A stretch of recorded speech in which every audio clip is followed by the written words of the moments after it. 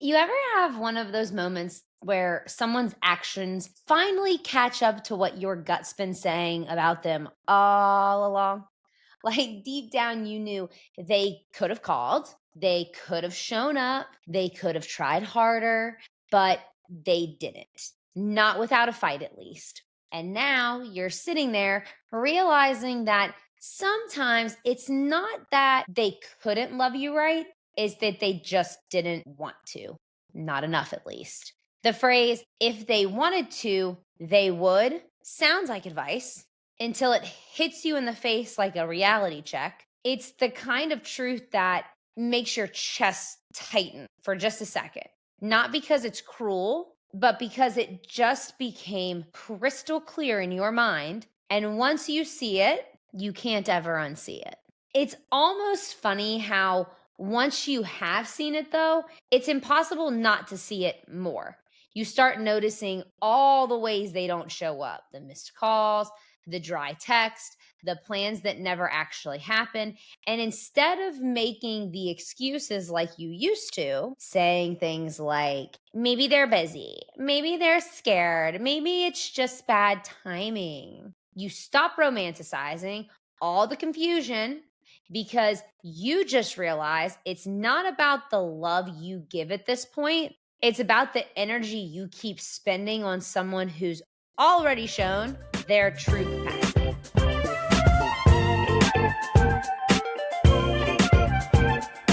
So, welcome back to Chasing Stability. And today we're talking about one of the simplest yet hardest lessons that we never like to accept. If they wanted to, they would. We're diving into why we make excuses for people's lack of effort, how potential keeps us stuck, and what it looks like when you finally start matching energy instead of begging for it. Because it's never really about the text that didn't come or the plans that fell through or the mixed signals. It's about the way you start convincing yourself that you're asking for too much when someone keeps giving you less and less. And I think we've all been there, standing in the middle of a relationship that's running on almosts, trying to romanticize the breadcrumbs like they're a full meal. The reality is, people show up for what they want, always, flat. That's it. There's no other way around it. They might fumble, they might get scared, but consistency doesn't lie. So if they're not showing up, it's not because you weren't enough. It's because they chose comfort over effort. And that's not your burden to carry, not in my opinion, at least. It's scary how many of us have dated someone's potential, not the person that we're staring at in front of us in the face, the idea of that person and what they could be. We'll say stuff like, he's just not good at showing emotion, or he's been through a lot, when what we really mean is, I'm trying to believe he'll get it together eventually. And listen, I get that more than anybody. I've done it 1,000 times over. We fall for effort that used to exist. We hold on to the one version of them that showed up at the very, very beginning, like one day or maybe a month, whatever. The good morning text, the deep talks, the I've never met someone like you energy. And once that version disappears, we start chasing it like we're waiting for the sequel that never ever comes back. Because when you see potential, it's easy to think you've found promise. You'll sit there romanticizing growth that hasn't even happened yet and probably never will. You'll think he just needs time. He just needs patience. He just needs love. He just needs this, that, blah. Like you're out here building a man from scratch. And suddenly you're playing therapist, motivator, girlfriend, mother, all the things all at once, when all you really wanted was someone who texted back consistently and answered the damn phone. But you can't date someone's potential and then be shocked when the reality doesn't live up to it. It's a heartbreaking place, but it's true. They didn't break a promise. You wrote one for them. You built a whole story in your head, and they're just confused why you're mad. The scripts don't match up. Meanwhile, they're out here acting like, wait, what the hell's going on? What movie are we acting out here? Like, what's going on? I swear, half the time, the heartbreak that we go through as women isn't from what happened, it's from what we thought was supposed to happen. We weren't grieving the person. We were grieving this fake potential that we created, the version of them who texted back and planned dates and made me feel so special and made you believe this was something real. But potential without action is just this cute little daydream that you've made up. It doesn't matter how good the trailer looks if the movie never makes it out of production. You know you're not crazy to see their potential, but you drive yourself crazy trying to turn it into proof. You ever notice how the same person who says, I'm just a bad communicator, can text their friends back in like 2 minutes flat and like have a whole day planned and, oh, we're ready to go play golf in 5 seconds, even though we weren't ready 10 minutes ago. It's wild how selective effort can be when someone's not all the way in. And I don't even say that bitterly. I say it as someone who has fully built an emotional connection off of a handful of emojis in one deep conversation from 3 years ago. Like, hello, that one time he asked about your childhood trauma drunk at the bar does not mean he's emotionally available. Mixed signals are exhausting because they feed you just enough to keep you from walking away. You'll get that, I miss you, I love you, what are you doing right now? Text right when you finally convince yourself you're done and you're moving on. You'll post something that makes you look happy or like maybe like you look better and boom, they're back in your DMs like, "Hey stranger, how have you been?" And because you still care, you confuse the timing for a sign instead of what it really is, a test. Trust me, again, I have been there. You start screenshotting all these messages and sending them to your friend like, "See, he's trying. Does this mean he likes me again?" Blah blah blah blah. But no, honey, he's maintaining access. There is a huge difference. They'll do the bare minimum to keep their foot in the door so you don't forget about them or you don't move on, but not enough to actually walk through it. It's like emotional Airbnb. They don't want to move in, but they also don't want anyone else renting that space either. And the thing is, it's not even about ego, well, all the time at least. Sometimes people genuinely like the idea of you. They like the safety, the attention, the familiarity. They like knowing you'll answer. But if someone only calls you when they're lonely, that's not connection. That's only convenience. Okay. At some point, you have to stop analyzing all the little specks of nothing and start asking why you're accepting them. Because real love isn't confusing. You know this. We've been over this. We've all decoded this in our mind and we know this. You won't have to decode it, right? That's like the whole point. You don't have to defend it. You don't have to dilute it to yourself to just like talk about it. And when someone wants you, you'll feel chosen, not challenged. They'll make sure you know where you stand, not leave you guessing if they still care. There's a piece that comes when you finally stop fighting for what keeps running away. When you stop rewriting that same story, hoping the ending changes, because let's be honest for a second, you shouldn't have to beg anyone to see your value when it's right in their face. If they wanted to, they would have. And if they didn't, you don't need another explanation. It's that simple. That was a really hard one for me to learn. And I think what hurts the most here is realizing how much energy you spent reminding someone you exist. You keep giving them grace, thinking that this time they'll meet you halfway. But if you've got to keep explaining how to love you, that's not a relationship. That's you being a mother to a child who doesn't want to learn. You'll know you've turned a corner when you stop checking your phone constantly, hoping for like a message from this person. And you start remembering, don't miss someone who knows how to find you.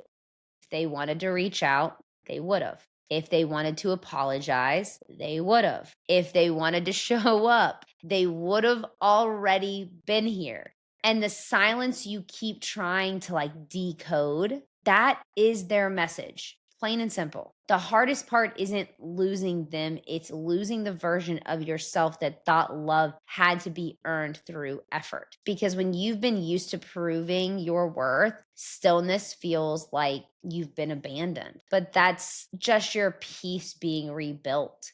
And when you finally get to that point where you can wish them well without wishing they'd come back, that's when you know you've healed. Because sometimes the closure isn't a conversation, it's just acceptance of what happened. It's realizing the chase was never romantic, it was just exhausting. And that real love, it won't need you to draw a map to find the X to where like his love is located. Recently, I've noticed there's like two types of men, I feel like the ones who just do it, and the ones you have to beg to remember to do it. I've dated both. There's the one who pays attention, who notices the little things without you having to spell them out. He remembers you said your car's been making this weird noise, so he books an appointment for you at the car shop. He brings you your favorite drink just because you had a really hard day. He checks in not because you asked him to, but because he actually cares to know how your day is going today. That kind of effort hits different because it's not about grand gestures. It's about consistency. It's about being seen. It's about truly being seen daily in and out. And then there's that other kind, the one who's full of, I forgot. Oh, I was going to do it, but then this. And you should have reminded me. I just forgot. The one who needs a PowerPoint presentation every single damn time, a sticky note, and the divine intervention just to show basic effort.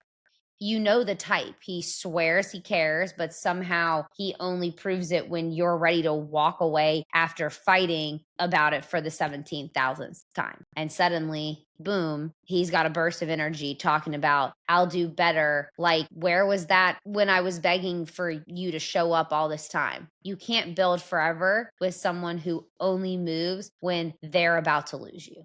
Love shouldn't feel like project management. You shouldn't have to turn care into chores because a man who wants to love you right, he'll do it. Even if he doesn't do it naturally, he'll learn how to do it naturally. Not perfectly, but willingly. And honestly, the right kind of person doesn't make you repeat yourself about the things that you care about. They might not get it, right? They might not understand why it's so important to you, but they will figure it out and they will try. And that effort alone gives you peace because being cared for without having to coach someone through it, that's what safety feels like. That's what allows women to turn off that masculinity and like truly be in our feminine energy. When a man truly cares for you, not just with words, but with intention, everything in you starts to soften. You stop bracing for disappointment. You stop walking on eggshells about every single emotion you have, waiting for the other shoe to drop, because real love, like godly love, doesn't make you question if you're safe in it. It lets you feel less stress. A man who's rooted in God's kind of love knows that leadership doesn't mean control. It means covering. It's the way he prays for you when you don't have the strength to. It's the way he protects your peace and doesn't disrupt it. It's how he reminds you that you don't have to shrink to be chosen. You can stand tall in your softness and still be deeply loved. And when you feel that kind of safety, something changes within you. You start showing up differently, not because he completed you or anything, but because he created a space where you could finally be you without any kind of fear. That's the kind of connection that makes both people better. Because when love comes from faith, it doesn't just comfort you, it calls you higher. That's the thing about God-centered love. It doesn't dim your light, it helps you see it clear. It's not loud, it's steady. And once you've felt it, anything less feels like noise or chaos or a disruptor. So if we all know that and we're sitting here nodding our heads like, yep, that's the kind of love I want, then why do we keep waiting for someone who's already shown us they're not it? I think sometimes it's not even about them, though. It's about the idea of them, just like with everything else, right? We get attached to potential, to the story we built in our heads about who they could be, blah, blah, blah, blah. We hold on to that moment they did get it right and pretend the rest didn't happen because hope feels better than heartbreak, even if it's false hope. But deep down, we know we're not waiting for growth. We're waiting for a miracle. And the truth is, waiting becomes its own, like, kind of comfort because as long as you're waiting on them, you don't have to face what comes next without them. I used to think letting go meant giving up on them, giving up on us, giving up on like the relationship, etc. But I've learned that waiting on someone who's not waiting on you, that's what actually keeps you stuck. It keeps you halfway healed, halfway happy, living in the in between, right? Because at least it's familiar. But you can't receive what's meant for you while you are still entertaining what isn't. And every time you settle for almost, you block your actually. And I get it. Moving on feels like mourning a future you already kind of planned, that you really just kind of already loved. But what's waiting in that next chapter won't be revealed until this one's over. Half the people we are waiting on aren't confused, they're comfortable.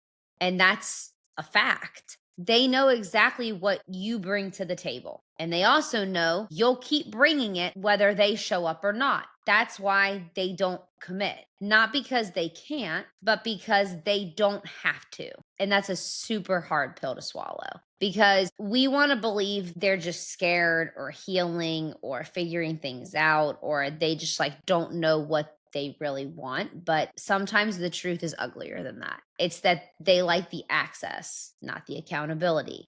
They like knowing you're there, that they can emotionally depend on you, but they don't actually want the responsibility that comes with keeping you. Real effort doesn't live in all of the false promises. It lives in pattern. It's not the late night I miss you texts, okay?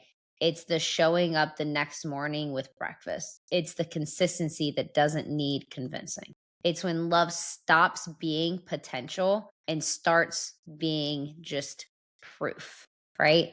I mean, that makes sense, I think. A man who wants you won't just tell you, right? It's not just going to be a bunch of words. He'll make space for you. You'll see it in his actions, in his tones, in the way that he handles you and your heart when you're at your most vulnerable or you're most upset. He'll remember what matters to you, not because he's trying to impress you, but because he's paying attention. That's the kind of effort that feels safe, the kind that doesn't make you chase or question, the kind that doesn't need to be begged for. And once you've experienced like real effort, it's impossible to unsee the difference. Almost stops feeling romantic. And instead of wondering why they didn't choose you, you start realizing you stopped choosing them because effort reveals intention. You'll never have to decode it and you'll never have to ask twice.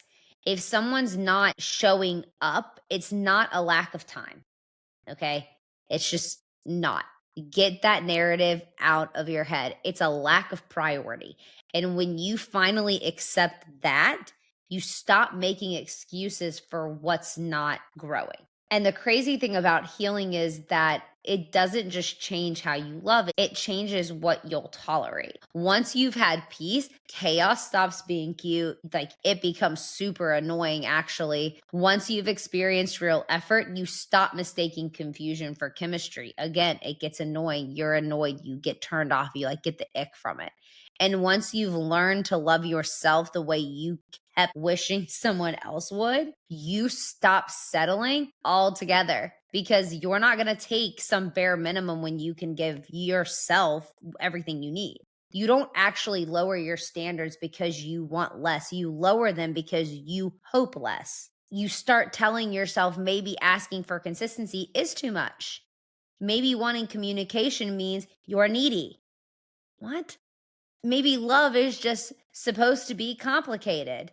Sure, in some ways, but not the most simple kind of trying to figure out if they like you. But all that really means is you forgot what you deserve. Rebuilding your standards isn't about becoming hard or guarded or like miserable and like all guys suck. It's about becoming clear. It's knowing that bare minimum doesn't count as effort. There are men out there that want to give effort.